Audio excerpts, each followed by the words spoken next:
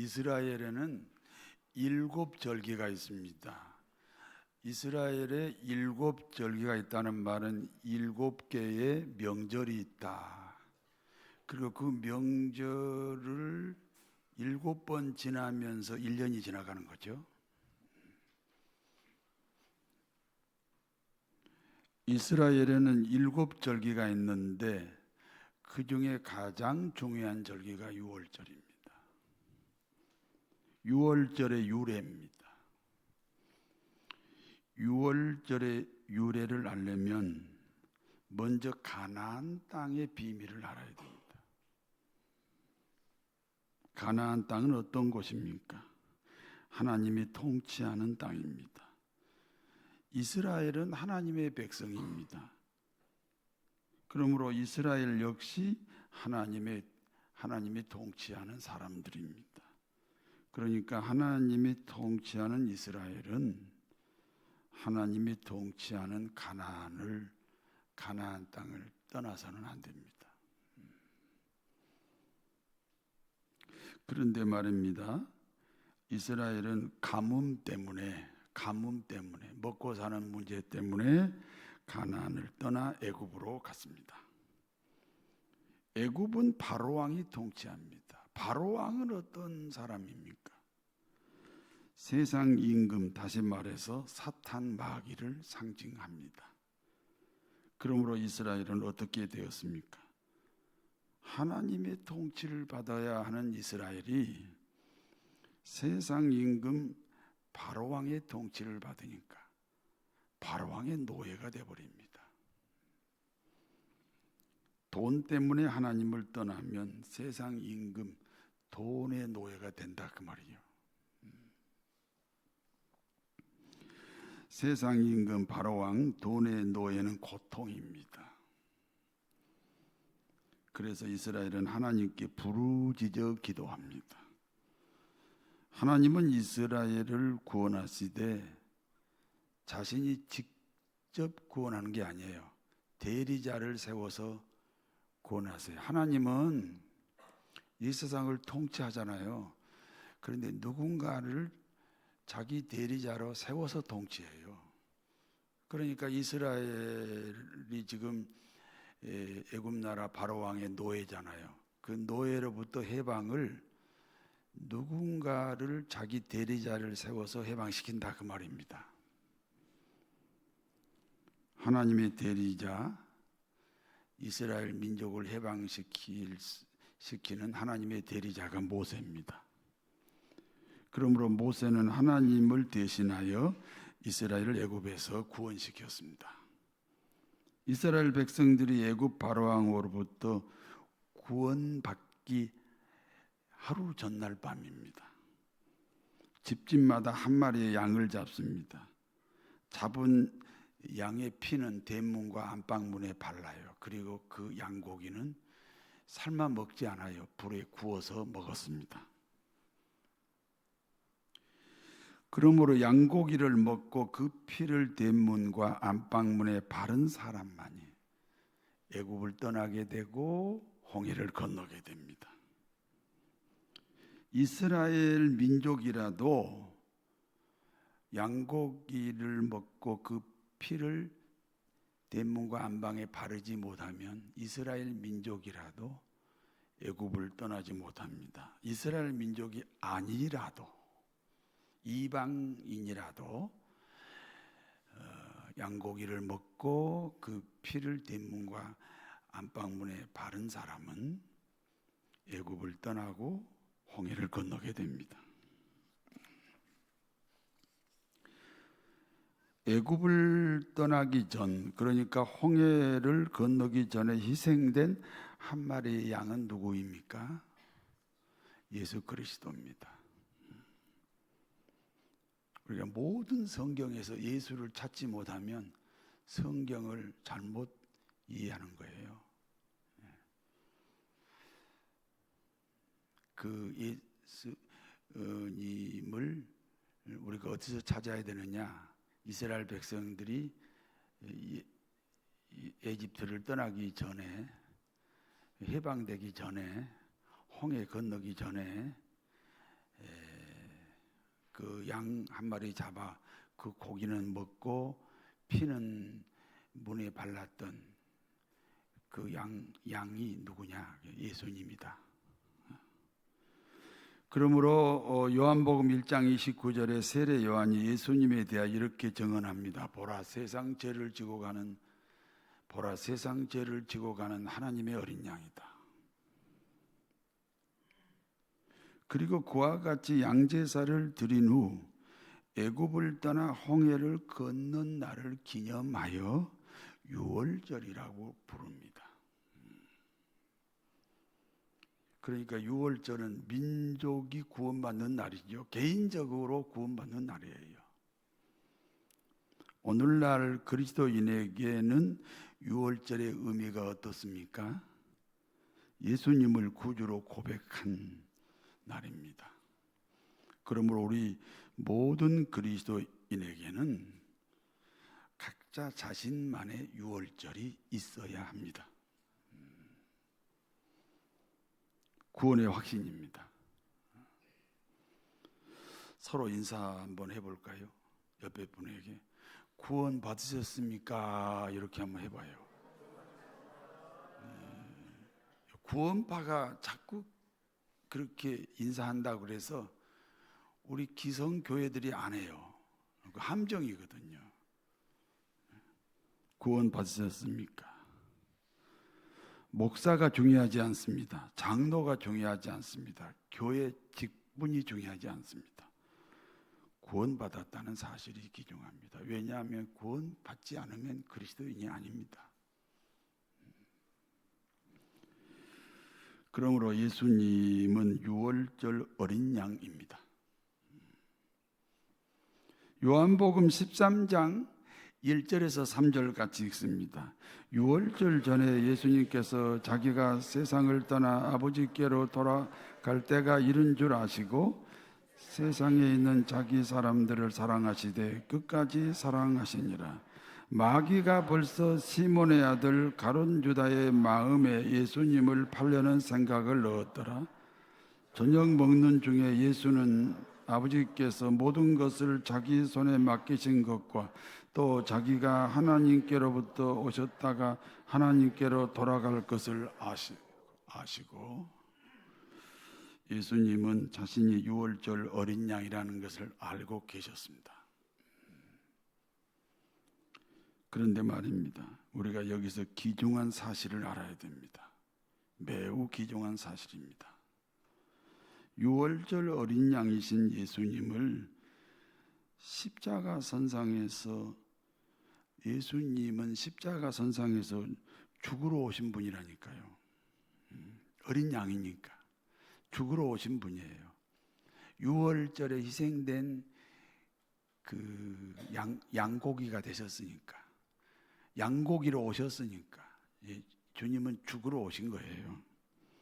그런데 누군가 예수님을 고발하여 로마 군인들에게 넘겨주는 사람이 있어야 됩니다. 그 당시 사형 언도권은 로마에게밖에 없기 때문에 누군가 예수님을 고발해서 로마 군대에 넘겨주는 역할을 하는 사람이 필요하다 그 말입니다. 그와 같은 악역을 맡았던 두 종류의 사람들이 있습니다. 하나는 가룟 유다입니다. 예수님을 팔아먹는 가룟 유다는 양심의 가책을 받았습니다. 그래서 목을 매달아 자살을 했는데요. 그 줄이 끊어져 가지고 땅바닥으로 곤두박질 치면서 배가 터져 가지고 창자가 나와서 죽었습니다.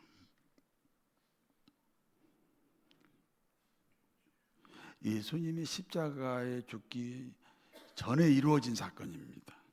12제자 중에 한 명이기 때문에 매우 신속하게 이루어진 심판입니다.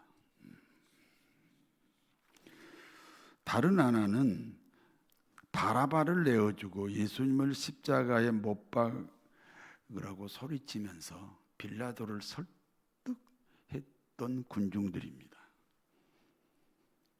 세월이 흐른 다음에 히틀러를 통해 그 후손들이 심판을 받습니다. 히틀러가 600만 명의 이스라엘 민족을 죽일 때 어떤 제목으로 죽였는지 아십니까? 그 제목이 예수를 죽인 사람들입니다. 물론 히틀러는 악역을 맡은 거죠. 가룟 유다처럼 악역을 맡은 겁니다. 우리 그리스도인이 하나님께 쓰임 받는다는 것은 악한 역할이 있다는 거예요. 선한 역할만 있는 게 아니라는 거예요.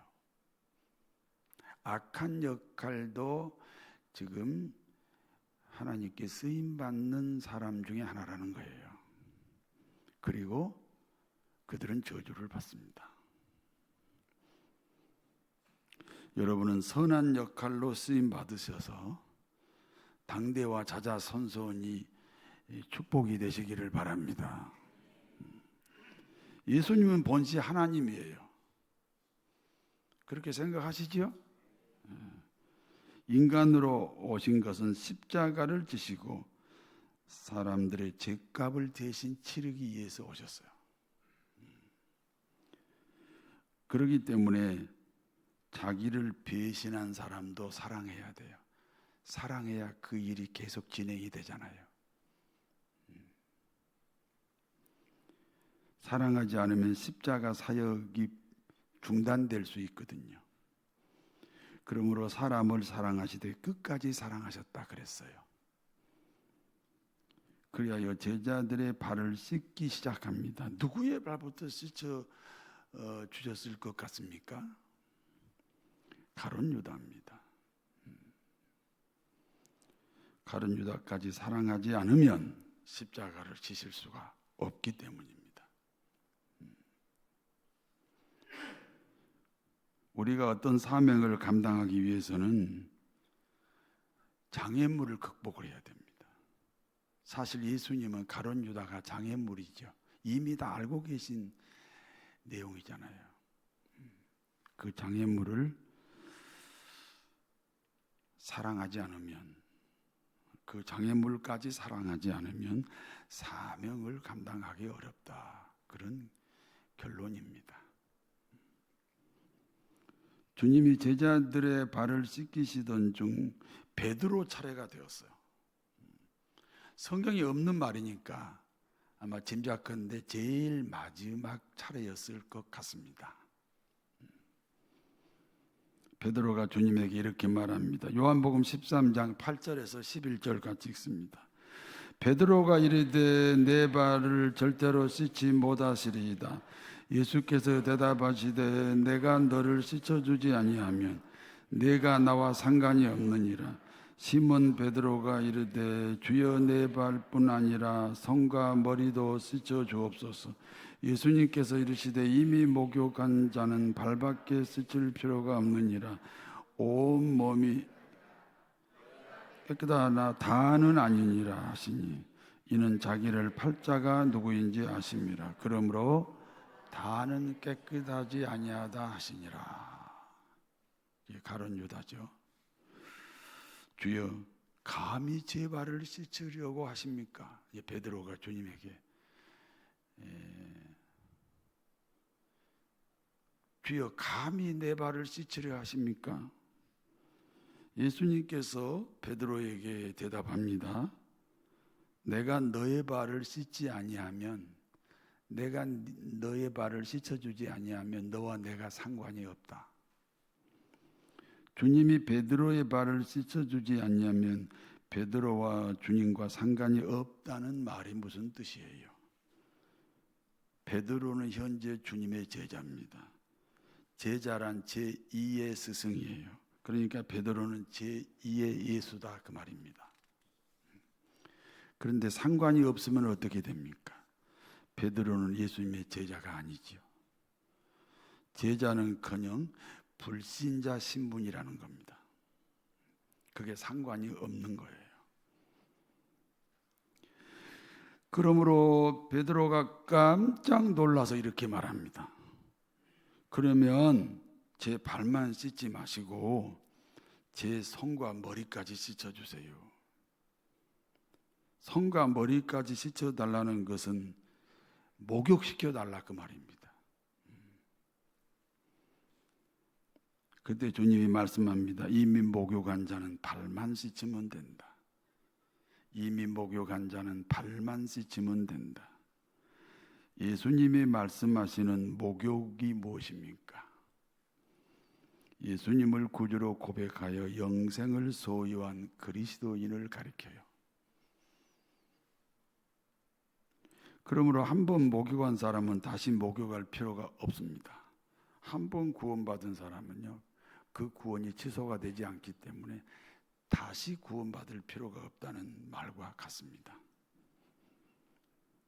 문제는 예수님을 구주로 고백하여 영생을 소유한 그리스도인이라도 구원은 받았어요. 그렇다고 해서 죄를 안 짓는 건 아니에요. 그와 같은 죄를 발의 먼지로 비유하고 있습니다. 늘 발에 먼지가 묻는다. 우리는 신을 신고 다니잖아요. 근데 이스라엘은 신을 안 신어요. 스리빠 같은 거 신고 다니니까 그냥 먼지가 잔뜩 낍니다. 구원받은 사람에게 발에 묻은 먼지 같은 죄를 씻어내야 됩니다. 그와 같은 발 씻는 행위를 자백기도라고 그래요. 자백기도. 요한일서 1장 9절입니다. 만일 우리가 우리 죄를 자백하면 저는 미쁘시고 의로우사 너희 죄를 사하시며 모든 불의에서 너희를 깨끗하게 하실 것이라. 어떤 죄든지 죄는 하나님과 단절을 가져옵니다. 그런데 자백기도함으로 하나님과의 단절의 관계가 교제의 관계로 바뀐다는 겁니다. 그것이 발 씻는 행위입니다. 그러니까 이미 구원받은 베드로는 한번 구원받았으니까 구원은 취소 안 되니까 목욕할 필요는 없고 발만 씻으면 된다는 거예요. 그러나 그 마음을 마귀에게 사로잡혀 있는 가룟 유다는 목욕도 하지 않았어요. 구원받지 않은 사람이에요. 그러므로 발을 씻어도 무효가 돼요. 자백기도가 무효가 되는 거예요. 구원을 받은 사람에게 자백기도가 필요하지. 그래서 발 씻는 것 자체가 무효가 됩니다. 예수님은 제자들의 발을 씻으시고 이렇게 말씀합니다. 너희가 나를 선생이라 또는 주님이라고 부른다. 너희 말이 옳다. 내가 선생이고 내가 주님이다. 내가 너희에게 선생이 되고 주가 되어 너희 발을 씻었다. 그러므로 너희도 서로 발을 씻어줘야 된다. 이런 얘기예요. 아들이 아버지 발을 씻는 것보다는 아버지가 아들 발을 씻어야 된다. 그런 의미이기도 합니다. 내가 선생이야. 내가 주님이야. 그래서 내가 너희 발을 씻는 거야. 내가 너희에게 행한 것 같이 너희도 다른 사람에게 그렇게 행하라고 내가 본을 보였다. 그리고 계속 말씀합니다. 진실로 진실로 말한다. 종이 주인보다 크지 못하다. 그렇죠? 종이 더 커요? 주인이 더 커요? 그래요. 종이 주인보다 더 크지 못하다. 그러나 주인이 종을 섬겨야 된다. 보냄을 받은 자가 보낸 자보다 크지 못하다.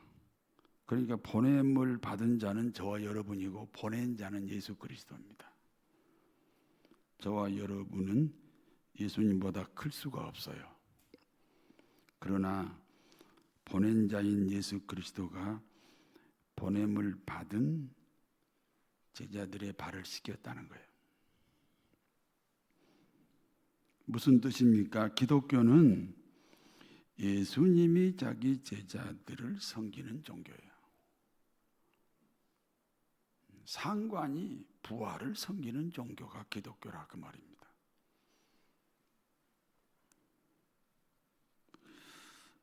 기독교가 말하는 복을 아시겠습니까? 전혀 모르는 듯이 나를 쳐. 기독교가 말하는 복을 아시겠어요? 건강하고 부자되고 출세하고 성공하는 것이 복이 아니에요. 건강하고 부자되고 출세하고 성공하여 다른 사람의 발을 씻어줘야 돼요. 다른 사람을 섬겨야 돼요. 그것이 복이라 그 말이에요.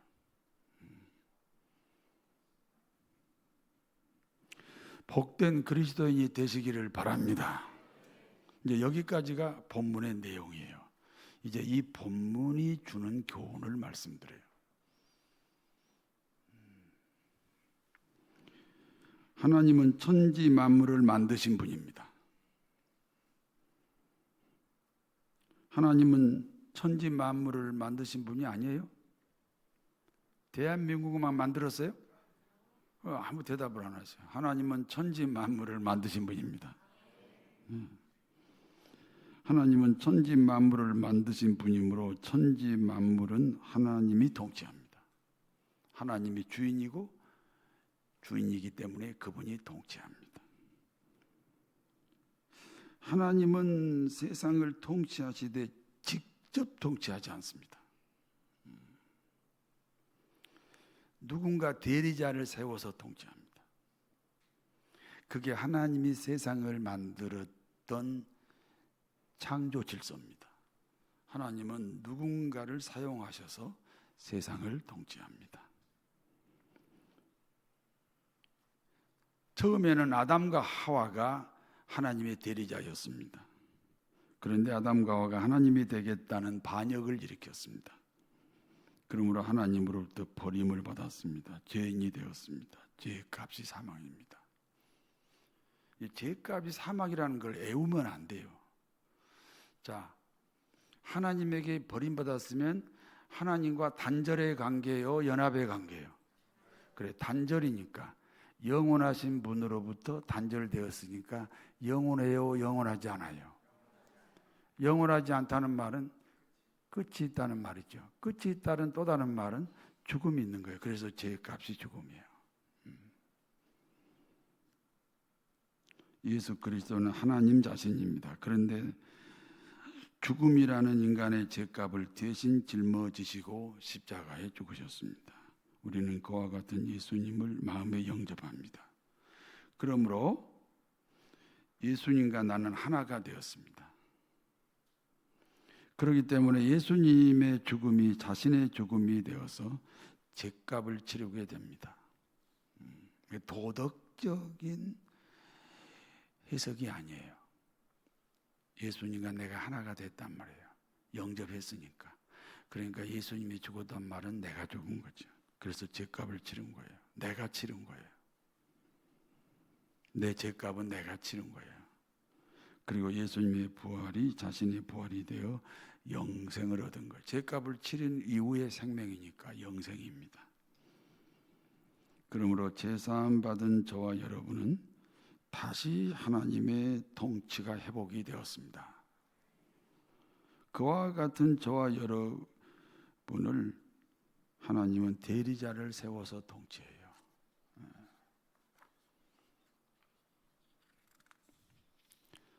여러분에게 하나님의 대리자는 누구입니까? 우리가 지금 그리스 교회를 다니죠? 뭐 금포 교회라고 해도 되고. 그리스 교회를 다니죠? 그럼 그리스 교회 담임 목사가 누구요? 이렇게 서 있잖아요. 그래서 제가 여러분의 하나님 대리자입니다. 신명기 21장 5절입니다. 레위 자손 제사장들은 여호와 하나님이 택하셨다. 하나님을 섬기게 하시고 여호와의 이름으로 축복하게 하신 자이다. 모든 소송과 모든 투쟁이 그들의 말대로 판결될 것이다. 레위 자손 제사장은 담임 목사예요. 그러므로 담임 목사에게는 예배권, 축복권, 판결권이 있다. 히브리서 13장 17절입니다. 너희를 인도하는 자들에게 순종하고 복종하라. 그들은 너희 영혼을 위하여 자기들이 회개할 자인 것처럼 회개하고 있다. 그들로 하여금 즐거움으로 이 모든 사역을 감당하게 하고 근심으로 하게 하지 말라. 그렇지 않으면 너희에게 유익이 없다. 담임 목사에게 근심하는 일이 있으면 안 됩니다. 제가 지금 중히 제 머리 깎고 있는 거예요. 오해하면 안 돼요. 우리는 바르게 가르치는 거예요. 왜냐하면 그것은 교인들에게 축복이 끊어져요. 담임 목사가 맨날 근심하고 다니면 교인들에게는 축복이 끊어진다고. 축복의 통로니까. 그래서 근심하지 않게 협력하라 말씀이 히브리서 13장 말씀입니다. 예수님은 유월절 어린 양으로 오셨습니다.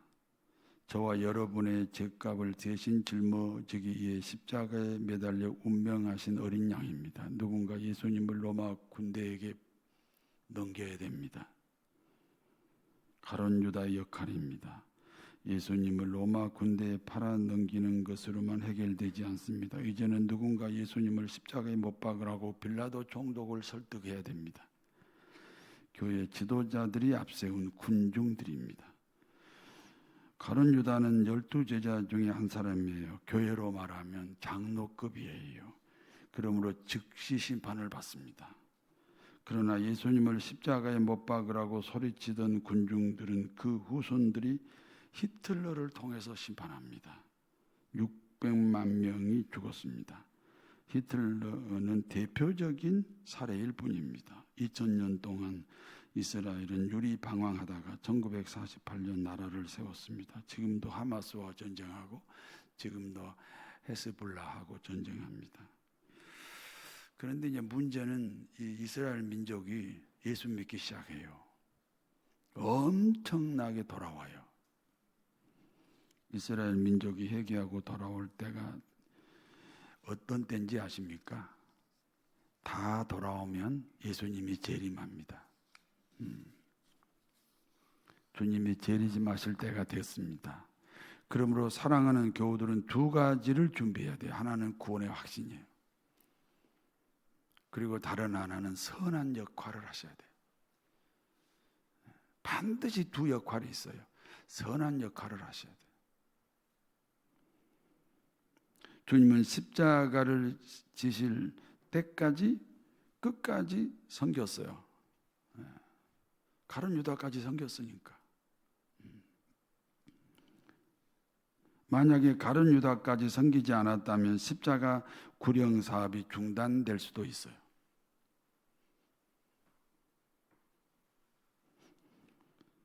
자기와 가까운 사람의 발을 씻는 것이 아니에요. 자신을 팔아먹는 가룟 유다의 발까지 씻어야 돼요. 그때 그 무리들이 못 박았네 녹슨 세계의 그 못으로 망치 소리는 울리면서 들렸네 그 피로 내 죄 씻었네. 상대방의 발을 씻는다는 것은 어떤 의미입니까? 상대방의 허물이 되지 않게 하는 거예요. 그게 발 씻는 거예요. 상대방의 부끄러움이 나로 인해서 부끄러움이 되지 않게 하는 거예요. 그게 발 씻어주는 거예요. 한쪽에서만 발을 씻으면 안 돼요.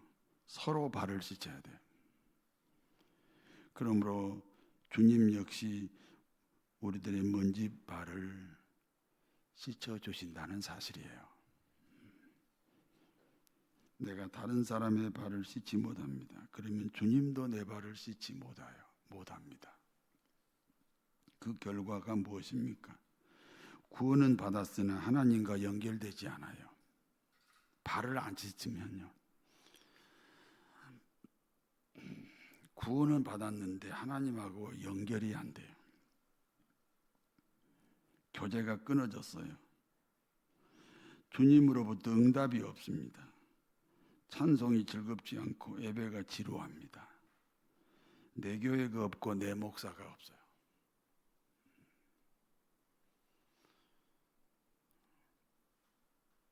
우리가요, 등산을 가면 내가 올라가는 코스가 유일한 길인 것 같아요. 숲이 우거졌으니까. 그런데 정상에 올라가면 길이 내가 올라온 길만 길이 있는 게 아니고 여러 개의 길이 있어요. 근데 우리는 한 길로 가야 정상이라는 천국을 안전하게 가는 거예요. 그래서 내 교회가 있어야 되고 내 목사가 있어야 돼요. 내 교회가 없고 내 목사가 없으면 길 잃은 한 마리의 양과 같습니다. 하나님은 자신의 대리자를 세워 세상을 다스립니다. 하나님은 자신의 대리자를 세워 여러분을 축복합니다. 그러므로 하나님의 대리자와 좋은 관계가 되어 축복의 통로가 막히지 않게 되시기를 바랍니다. 예수님은 유월절 어린 양으로 오셨습니다. 어린 양이신 주님 앞에 선한 역할도 있고 악한 역할도 있습니다. 선한 역할을 찾으셔야 됩니다. 그 중에 하나가 해피데이를 참여하는 거예요. 10월 6일 날 해피데이를 참여하는 거예요. 구호를 한번 외쳐보겠습니다. 제가 한 사람이 세 사람씩 전도하여 이렇게 선창하면 여러분은 살리자 살리자 살리자 하셔야 됩니다. 오른손을 다 드세요. 한 사람이 세 사람씩 전도하여. 네, 뒤에 초청장 있어요? 네, 있습니다. 주님은 사명을 다하기 위해 끝까지 섬겼습니다. 가룟 유다까지 섬겼으니까요. 발을 씻는다는 것은 자백기도입니다. 그러므로 우리 주님과 소통이 이루어집니다. 그리하여 복되고 복된 하나님의 사람들이 되시기를 진심으로 축원합니다.